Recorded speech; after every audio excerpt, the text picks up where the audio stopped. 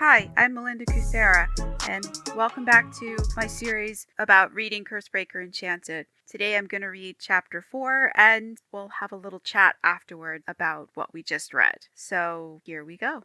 Chapter 4. Sarn halted on a gravel path.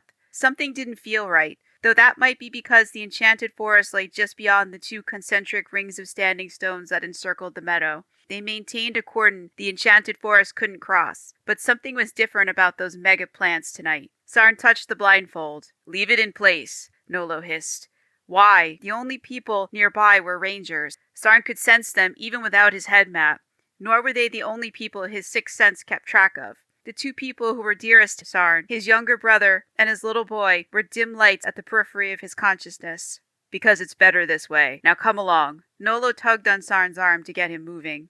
Is this disturbance in the Enchanted Forest? Sarn approached the inner henge. He could sense it, even if he couldn't see it. Those standing stones held power, like the one poking at the blindfold covering his eyes. Whatever gave you that idea? Grigori breezed past Sarn, sarcastic as ever. After this point, there's nothing but enchanted trees for a long way, but not forever. There were other settlements nestled in Shiari's 100 valleys. Sarn couldn't recall which one lay in this direction, nor was he sure which direction he was facing. Sarn triggered his head map to find out.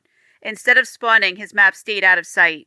Damn Grigori and his blindfold. Sarn felt for the knot again and then stopped. It was too silent here. Not even the wind dared to rise.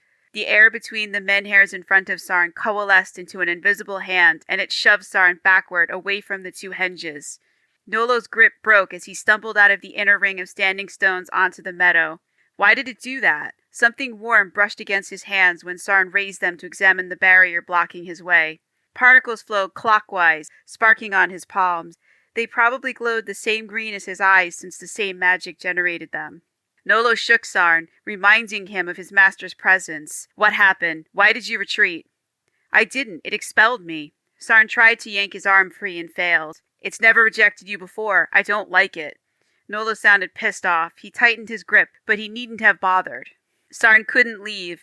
Magic and oaths bound him to Nolo, forcing him to do what that ranger said, but Sarn didn't have to like it. He removed Nolo's hand from his arm so he could pace. Before tonight, Sarn had crossed these henges many times with no hindrance at all. Why was tonight different?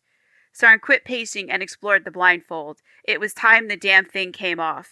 "No, don't touch it. You must leave it in place. There are too many folks about. We can't let anyone see," Nolo began, but he didn't finish his protest because there was no kind way to say it. No one wanted to see his freaky eyes because the sight might drive someone to put them out. That reality bitch-slapped Sarn every time he opened his eyes. The damn knot defeated his extra-large fingers, putting paid to the argument. Nolo pried his hand away from the blindfold again. "Leave it. I'll remove it when it's safe to do so, not before." "Tell me what's going on." Nolo could give him that much, but he wouldn't. Sarn clenched his jaw. "I can't tell you what I don't know." Nolo tugged him southward as that shocking statement sunk in. Nolo didn't know something? That just didn't happen. "Where are we going now?" Sarn wished he could see. His head map tracked their progress, but it couldn't suggest any routes because it didn't know where they were going. "Define a spot where you can cross. We'll walk the whole damn circumference if we have to." So the problem lay in the Enchanted Forest. Damn. The forest functioned on a magic akin to his, and it wreaked havoc on his control. Just what he needed on a night when his magic was already unruly.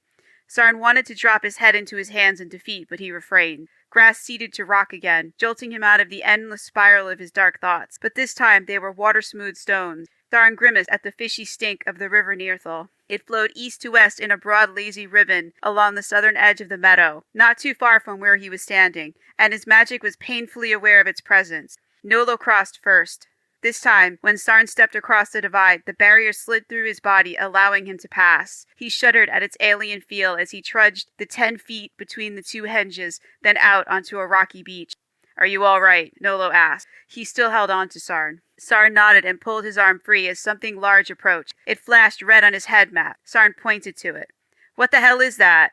"Look out!" Grigori shouted. "Look out for what?" "Get down, kid!" Another ranger rushed toward them. His icon waved his hands above his head, and a large tree-shaped icon followed him out of the forest. "Someone grab the kid and get him down," Grigori said, but he sounded further away. A body slammed into Sarn and knocked him to the ground, But it was too late. A rough object wrapped around his forearm and pulled Sarn toward the Enchanted Forest. Another undefinable object wrapped around his upper arm, adding its argument to the fray, and he slid away. "Let go of me!" Sarn scrabbled for a hold, but his fingers found only dirt. There was nothing to grab onto until several arms clamped around his waist and pulled in the opposite direction. But the force pulling his upper body had more leverage than the rangers who were trying to prevent his kidnapping. They were ceding ground, and Sarn was slowly sliding away. Before the forest pulled them into it, the rangers realized who they were attempting to save and let go.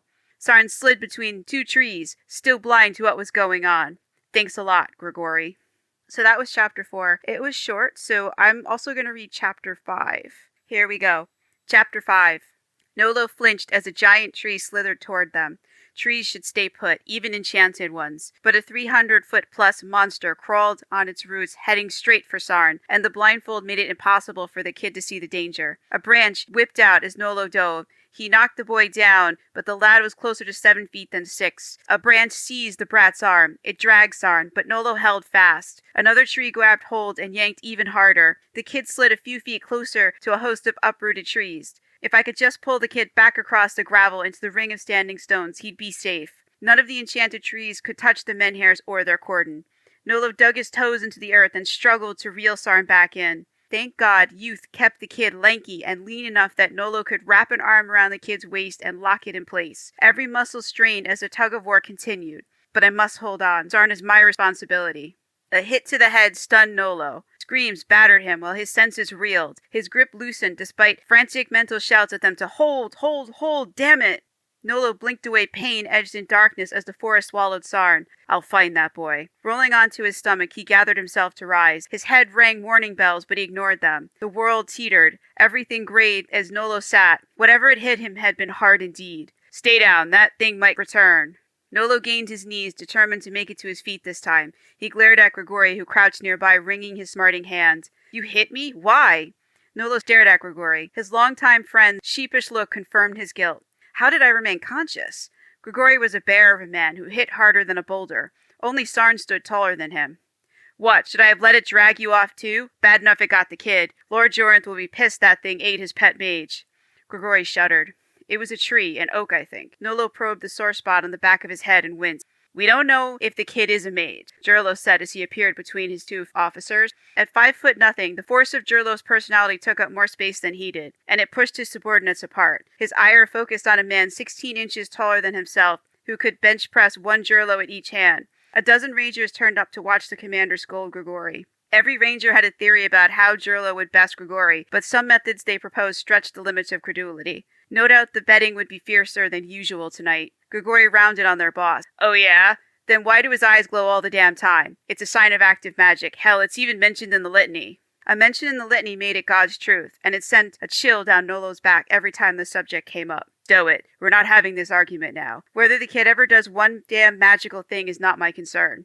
"Why? All we do is babysit him." "Exactly. Now get over there and take charge of your squad. I want this entire area sealed off until the forest calms down. No one's allowed to pass out of that stone circle." "Yes, sir." Nolo had to push to his feet while Grigori argued it out with their commander. His head still rang from Grigori's fist, but Sarn's kidnapper had dragged a 2-foot-wide trench pointing the way, and Nolo trotted after it, focusing on his goal. Spotting a kid with radiant eyes should be easy in the dark. "Where are you going?" Grigori called after him. "Where do you think? To find Sarn?" "Good hunting," Jurlo said, "though I doubt the kid is in any actual danger. He'll likely turn up with some wild tale ere morning." "Maybe, but I'm still going after him." "Never doubted it." Jurlo waved his second off. His gaze landed on the rangers playing spectator. "You there. Yes, you. Take 5 men and secure the west side of the circle. You and you go east and you south. Move it, people. Secure the perimeter. Now, damn it, or you'll be cleaning latrines in the dungeon before the night's over." Jurlo clapped, and the sound cut across the sudden silence. Nolo squeezed between two giant trees and shuddered at their sudden stillness. Their attention focused elsewhere, perhaps on the missing Sarn. A pale green nimbus spread out from a bead of Lumiere on Nolo's wrist. Mount Eregin's mines churned out that luminous stone by the megaton because this enchanted wonderland carried an extreme prejudice against fire. Aside from being affordable, the green stone reminded him of a promise he'd made 5 years ago. "I'll find you, kid, even if it takes the whole bloody night to search." "Sarn, call out if you can hear me." Nolo shouted as he ran. A branch cracked somewhere ahead, and many large things thumped out a rhythm of movement, maybe even of doom. Nolo followed the sound. Lord, let us both live through this. And that's the end of chapter 5. Let's do one more. Let's jump to chapter 6. Chapter 6. Sarn ran his hands along the grooves of the thing manacling his arm and encountered tree bark. Why would a tree abduct me? Let go of me! Sarn hammered the heel of his hand on the branch clamped around his middle. Magic hit his veins in a flood of crackling power, scorching a path down his arm to the hand beating on his captor. The tree let go. Early flowers perfumed the air, but a rank scent overpowered them as Sarn felt along the blindfold for a weakness to exploit. Screw untying the damn thing. Sarn tore the blindfold off, releasing his sight. Green light bathed the trunks of his captors and the furrows, attesting that they'd recently moved. After he picked himself up, Sarn checked he was still in one extra tall piece. No broken bones or any bruises. Thank fate for small miracles. Thousands of branches waved, and one enterprising oak bitered towards Sarn on its roots. 2 others rose in their root balls and dropped, shaking the ground. Do individual trees have any sense, or do they have a kind of hive mind? Now didn't seem like a great time to ask, so Sarn backed away. But he had nowhere to go. They had surrounded him. The spokesman, Tree, halted a few feet away, and its eyeless stare bored into Sarn. The forest had never chosen to communicate with any of the folk inhabiting its lands. Please, keep your secrets tonight. I have enough of my own. The oak disagreed. It seized his wrist and towed Sarn in its wake. Magic lit up his skin and zapped the branch as Sarn pulled his arm free. I can make my own way. Sarn let the chill of his anger creep into his voice. I'm not a witless child. Show me where you want me to go, and I'll follow on my own. The forest stilled. Massive trees stood thousands of feet tall, and their leafy crowns hid the sky as they loomed over him. Sarn massaged his wrist. His skin smarted from where the branch had grabbed him. Did they hear me? Did I anger them? Will they strike me down? No, they can't. The forest has 3 rules, and I've broken none. The Enchanted Forest agreed. A moment later, branches waved millions of beckoning leaves. When more and more branches pointed northeast, Sarn set off, curious about the why of all this. Though I have a feeling I already know. 4 miles Sarn trekked, with a wall of trees to his right and left. Are they guarding me? What from? What's going on? The temperature dropped, and night deepened as Sarn climbed a slope. His magic retreated, shrinking the green nimbus he depended on to pick his way through the tangled underbrush. Weird. My magic's never acted like this before. Not that he could remember, but his memory had holes in places. Sarn kept climbing, and that green glow kept shrinking until it was just a pinpoint when he reached the top. Between 2 trees whose boles each had to be over 100 feet in diameter, Sarn froze. Winter embraced him, sliding icy lips over the exposed skin of his hands and face. Behind him, the May evening rolled on despite the piece of winter parked in its middle. A natural, whispered his magic, winding tighter around his organs. The glow of his eyes winked out, blinding Sarn. He didn't bother to reply. Conversations with his magic offered a one-way trip to insanity, not the answers Sarn craved. And I've indulged in that enough today. His head map unfurled as he blinked, but it had been too long since his eyes had to work without magical augmentation, so he saw nothing but the map filling up with strange icons. Not helpful. Sarn touched a red symbol flashing before his eyes, and an image of a circle and a star exploded, raining 13 curved lines onto the ground. As the lines squirmed into the earth, he heard that phrase again. It repeated until he finally caught it. Eam, Meyer, Erator. What does that mean? Without context or a definition, it meant nothing to Sarn but a headache, and I've had enough of those. Darkness coalesced into a fist and squeezed Sarn. Blood dripped from his nose and ran down his lips. The foul litany continued as that inky malevolence washing over him solidified, imprisoning him like a fly in amber. An inarticulate cry interrupted the chorus of fell whispers right before a branch snagged hold of his boot and yanked. Sarn rolled closer and rose, facing the thing trying to capture him. This is the wrongness I sensed earlier. But what is it? What caused this? He asked, but the forest maintained its watchful silence. A pack of children stared at his back. When Sarn turned, there were only miles upon miles of trees behind him, but the eerie feeling remained. Are they willing me to do something about this? If so, they have the wrong mage. I have no training and no idea what to do about the cold black blob in front of me other than to run from it if it's dangerous. Is it dangerous? Sarn touched the semi-permeable black membrane blocking his way. It froze his skin on contact, and he stuffed his numb hand under his arm to warm it. Why did you want me to see this?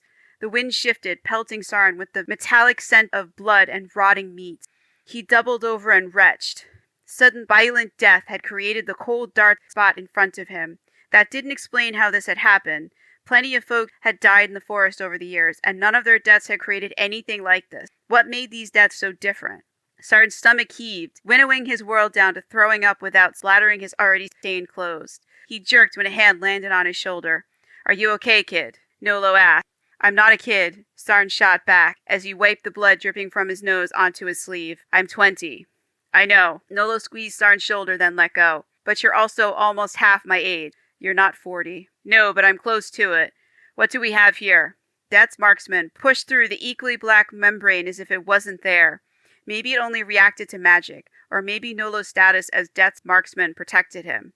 Nolo never talked about what it meant to be the mythic Black Ranger, or how he'd gained that title. Nolo wasn't a mage, yet he carried Death's arrows. They were part of him, and so was the burden of choosing how people died. "Aren't you freezing?" "Not any more than usual for a May night. Winter's gone, and I'm glad of it." Nolo turned, and his concern slammed into Sarn. "Are you sure you're all right?" Sarn nodded and cringed as Hadrival spoke from the depths of memory. "No one cares for you," said the orphan master. Then he'd punch Sarn. "You're nothing and no one. That's why he turns away. He can't bear to look at you." Sarn's head still rang from that blow in years past. Maybe he was still that boy, waiting for someone to see the bruises, the pain. But Nolo had strode away, leaving him with the monster. "Well, are you okay? Answer me." Sarn blinked at the question, but the memory refused to recede. Where was that care when I needed it? "Sarn? No, I'm not hurt. Not this time, but one day they would hand him over to another monster. It was inevitable." His numb hand tingled as Sarn circled that cold barrier. But he couldn't escape the question. "Why did you hand me over to a monster?" It gnawed at him as he rubbed his arms to warm them. Every circuit around the barrier stole a little more of his heat. "Don't you feel it?" "Feel what? What are you talking about?" "The place where you're standing. It feels wrong to me." After a moment more, Nolo nodded, then turned his attention to the shadowed lumps in front of him. "Wrong how?" Sarn shrugged. "It's cold and dark. Can you see anything?" Nolo's Lumiere stone lit the edges of a hole punched through something, but its nimbus contracted the longer Death's marksman crouched there. "It's best you don't look. It's a grisly sight." "Tell me what you see." "Why do you want to know?" Nolo gave him a searching gaze. What did his dark eyes seek? "I need to know." Sarn met his master's assessing stare. "I can handle this." "All right, I see body parts scattered over, I'd say a 10-foot radius, and blood, lots of it coating leaves, branches, and the ground." "Body parts? You mean something ripped people apart?" Sarn glanced at the trees surrounding them. "Are their branches angling for an attack?" "Yeah, but something impaled this man right through the chest, and the hole it gouged is too broad for a spearhead." Nolo measured the wound with his black hand and struggled to cover it. "You can't bring steel in here. The forest doesn't allow it." Sarn moved upwind, but he stayed clear of that black barrier, so the stench stopped causing his stomach to rebel. Its vile presence became opaque until he could not see his master anymore. What is this thing, and what created it? Suppositions pummeled Sarn, but only one made sense. His gaze played green light over an oak whose crown brushed the hidden sky. "Are you a killer?" Sarn remembered the strength of his leafy kidnapper and shuddered. Its smallest branch could have torn his limbs off. What had incited the trees to murder? Would they kill again? Did they bring me here to take back a warning? What warning? Step out of line and die? Such a threat had always existed. The forest had 3 rules. Respect them and live, ignore them and die. Which of the 3 rules did these people break? A branch tapped Sarn on the shoulder and pointed left. Am I about to receive an answer? He left Nolo squatting in Death's shadow. Cold extended out from the murder site, drawing a foggy line where nature and the unnatural met, and Sarn paralleled it until an obstacle blocked his path. The ice skinning the trees broke off when his shoulder brushed it, leaving a weeping wound to drink in the light his eyes produced. "Unnatural," whispered his magic, before ducking out of that icy darkness's reach. Sarn nodded and kept going, following the Stygian cold deeper into the forest. Branches pointed to another clearing where that icy darkness belled out into another dome of what? Something other than air filled that negative space, but what is it? His gaze snagged on a tanned foot resting on a pile of leaves as if its owner had just laid down for a nap. Horror constricted his throat and cut his legs out from under him. "But they don't hurt children. It's against their rules." Sarn stretched out a shaking hand toward the broken child dashed on the rocks. His fingers punched through the barrier. Ice burrowed under his skin, sucking out his heat. White magic knocked his hand away, and Sarn stared at it as that white light disappeared into his hand. "My magic is green, not white." That malevolence gathered around Sarn again, imprisoning him in thickening shadows. They clutched his hand, freezing it, as his index finger touched the boy's cheek. The membrane became opaque, and the star in a circle icon blinked a red warning on his map. Why does it have 13 vertices instead of the usual 5 or 6? Sarn closed the boy's sightless green eyes. Before he could retract his hand, something pricked the skin between his second and third knuckles. Ice slid into the wound as Sarn retreated from the dead, and the substance hid them while cradling his injured hand. The tiny bite wept a single bloody tear, and in its wake, gray lines cross-hatched the back of his hand until a tongue of emerald flame burned them away. A choked sob escaped his grief-tightened throat. That dead boy might have grown up to be just like me. Did someone kill that boy because his eyes promised magic? Deadly what-ifs chased themselves around his mind. Sarn didn't see a roach crawl out of the darkness. He didn't feel its malevolent interest bearing down on him as he folded, cut to the quick by what he'd seen, and the questions tearing at his heart. Is my son next? The possibility terrified Sarn.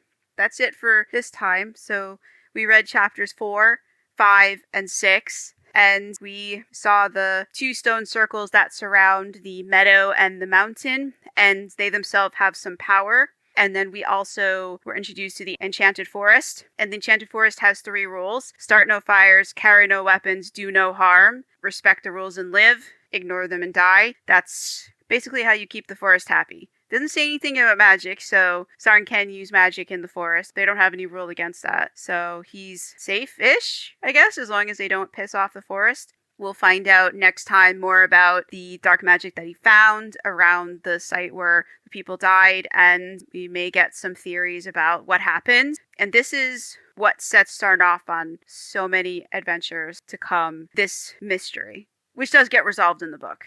But it's a can of worms that he opens that will come back and haunt him quite a bit. So that's it for this week. Thank you so much for listening. If you want to read ahead or read along, you can get Curse Breaker Enchanted as an ebook or an AI narrated audiobook with a male voice reading it.